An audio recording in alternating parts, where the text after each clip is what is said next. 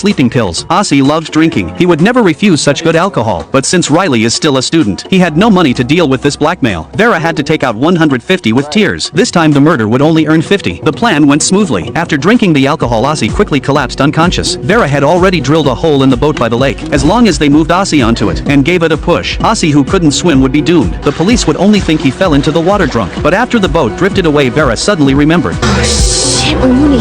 After returning home, Vera quickly received a message from her friend. It seemed she had already learned about her brother's death. Vera hurried over to comfort her and also collect some material for the obituary. But unexpectedly, her friend did want her to write an obituary, but not for her brother. It was for the employer's dog. It turned out a few days ago while walking the dog, the toy car ran out of battery. That dumb dog swallowed the meat hole and choked to death. Vera was stunned for a moment. Writing an obituary for a dog actually sounded quite challenging. The next day, Vera walked into the chief editor's office with the manuscript, but unexpectedly, Aussie was sitting there alive. Can you see him?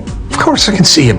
I'm not blind. Luckily, Aussie didn't seem to be here to expose anything. Vera had to bring up writing an obituary for a dog. The chief editor didn't object. As long as someone pays, it doesn't matter if it's a person or a dog. Vera walked out with confusion. My plan was foolproof.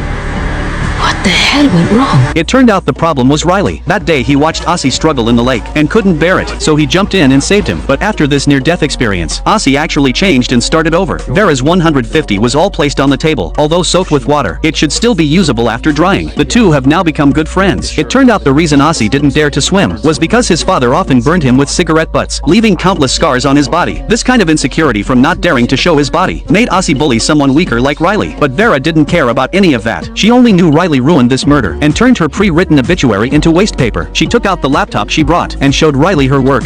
This is an obituary for a dog.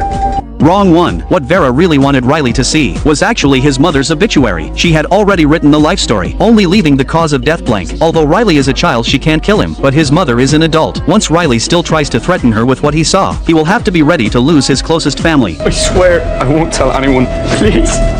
No, please just tell me what hurt her.